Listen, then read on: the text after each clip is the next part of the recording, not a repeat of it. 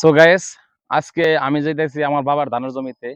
আমার বাবার ধানের জমি ধান পাকছে, ওইটা আজকে আপনাদের দেখাবো যে কতটুকু জমি ধান পাকছে। গাইস, আমার সাথে থাকেন। দেখেন আমি আমার বাবার ধানের জমিতে চলে যাইতেছি। আসেন, ওই যে দেখা যাইতেছে আমার বাবার ধানের জমি। দেখেন, খুব অল্প দিনে কিন্তু ধানগুলা পাইকে আইছে। 3 মাস, 3.5 মাস সময় হয়েছে। এটা হলো 28 ধান। এই যে দেখেন, দেখছেন, এটা হলো আমার বাবার ধানের জমি। 7 দিন পরে এই ধানের জমি ধানগুলা কাটতে পারবো ইনশাল্লাহ। দেখেন এই যে, এটা জুম করে দেখাও। এই যে ধানগুলা পাইকে আছে, দেখছেন, 28 ধান। অনেক সুন্দর হয়েছে। এখানে 8 শতাংশের মতো জমি আছে, দেখছেন, অনেক সুন্দর হয়েছে ধানগুলা। 28 ধান আমি বাবাকে বলছিলাম লাগাইও না, ধানের আয় কম হয়। তবে এবার যে মৌসুমটা, এবার যে সিজনটা, এই সিজনে আসলে মৌসুমি একটা সিজন, ঝড় নাই, বৃষ্টি নাই, তারপরেও মেশিনের পানি ভালোভাবে দিতে পারছে বলে ধানগুলো অনেক সুন্দর হয়েছে। আমার কথায় আসলে কাজে লাগায়নি, আমার বাবার কথাটাই কাজে লাগছে। ধানগুলো অনেক সুন্দর হয়েছে। দেখেন আমি পুরোটাই তুমি 4 থেকে 5 দিনের মধ্যে ধান লাগাতে পারবো। করে করে দেখাও। বলে, তুমি তো বলছিলা যে এই ধান কাটবা না, কিন্তু দেখো ধানটা আই গল অনেক আগে আসছে, আর ধানগুলো তাড়াতাড়ি কাটতে পারবা। ওয়াও, কত সুন্দর ধান হয়েছে। ধানগুলা দেখলে কিন্তু আসলে প্রাণটা জুড়িয়ে যা।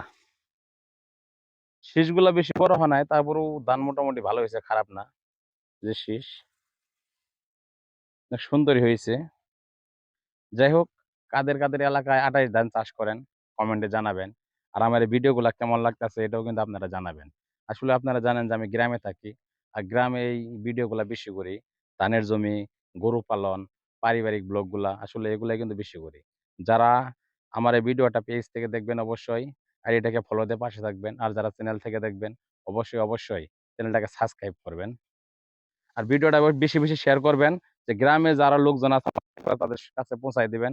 যারা এই ধরনের ভিডিও দেখতে চান তারা কিন্তু অবশ্যই কমেন্ট জানাবেন।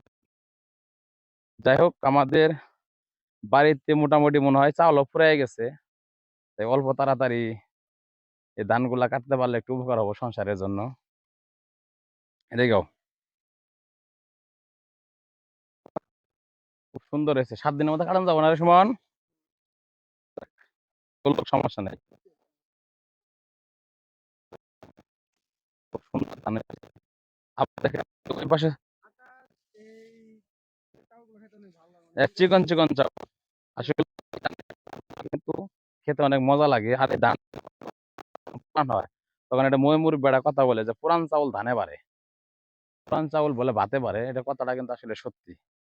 পুরান চাউল আসলেই ভাতে পারে। এজন্য এই চাউলগুলা এখন মজা লাগবে ঠিক আছে, কিন্তু ভাতে আয় কম হবে। যখন চাউলগুলা পুরান হয়ে যাবে, বা এখান থেকে এই মৌসুম শেষ হয়ে নতুন মৌসুম দিকে চলে আসবে, তখন এই চাউলে যখন ভাত রান্না করা হবে, তবে অবশ্যই চাউলের ভাতগুলা কিন্তু বৃদ্ধি পাবে। তো মুরব্বীরা কথা বলে না যে বৃদ্ধ লোকে ছায়াও ভালো, আর পুরান চাউল ভাতে ভালো। সেই কথাটা কিন্তু আসলে সত্য। এরা মুরব্বীরা যে কথাগুলো বলছেন, কথাগুলো আসলে সব দিক দিয়ে সত্যি। আসলে আমরা কিন্তু আসলে বুঝতে পারি না। তো গাইস, আমার এই ভিডিওটা অবশ্যই অবশ্যই জানাবেন আপনাদের মতামত।